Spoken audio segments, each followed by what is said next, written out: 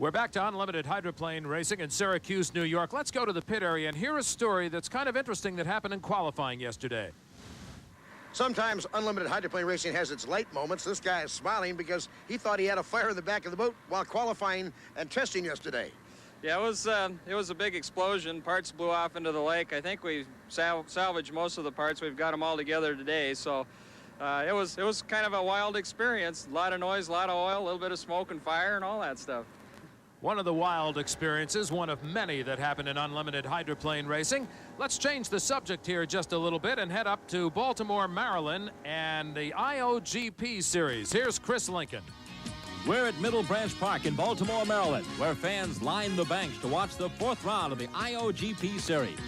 The unusually shaped race course presented a new challenge for the drivers as they competed for their share of the $40,000 prize purse. In the Mod VP class, the qualifying heats brought some surprises. World champion and points leader Rusty Campbell, coming back after a wreck in Augusta last week, placed 3rd in his heat, leaving the door open for arch rival Chip Watkins of Massapequa, New York. Watkins, in the Bowden Racing California Gold-sponsored entry, took the pole position with an average lap speed of 4 miles per hour greater than Campbell.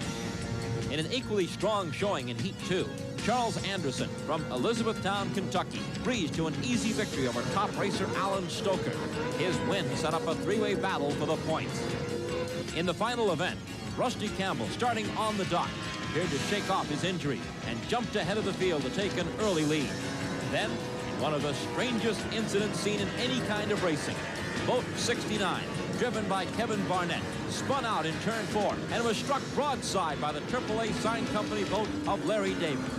Davis's boat came to rest on top of the Barnett boat, trapping the driver inside. The Chattanooga Stars rescue team responded quickly, sinking the back of the bottom boat and freeing the driver. Miraculously, Barnett received only minor injuries. Well, we was going around at second buoy, and there was a lot of spray, and I was on the inside, and his boat hook spun in front of me, and I went over the top of him.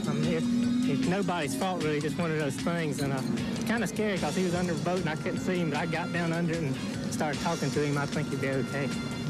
Well, I tried going up the inside, hooked it around the buoy, and I guess I caught someone's wake and spun out. Then Larry Davis went outside and then tried to chop inside. Got caught up in the spray, didn't see me, and came right over the top of me. All I could see was the floor of my boat and the bottom of his boat, and I couldn't move. I was like jammed in there. At the restart, the remaining boats reported to the dock with a full 30 laps to run. Campbell again jumped out to an early lead with Watkins, Anderson, and the rest of the field close behind. As the laps ticked by, Watkins appeared to be slowly gaining on Campbell.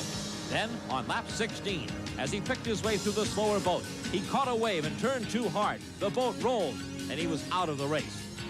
On the final restart, with 15 laps left to go, Campbell, showing his resilience and winning form, took command again and led all the way, taking the checkered flag and racking up more points to retain top position on the leaderboard.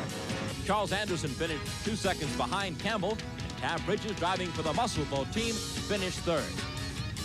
Join us next time for more international outboard Grand Prix racing action. This is Chris Lincoln reporting.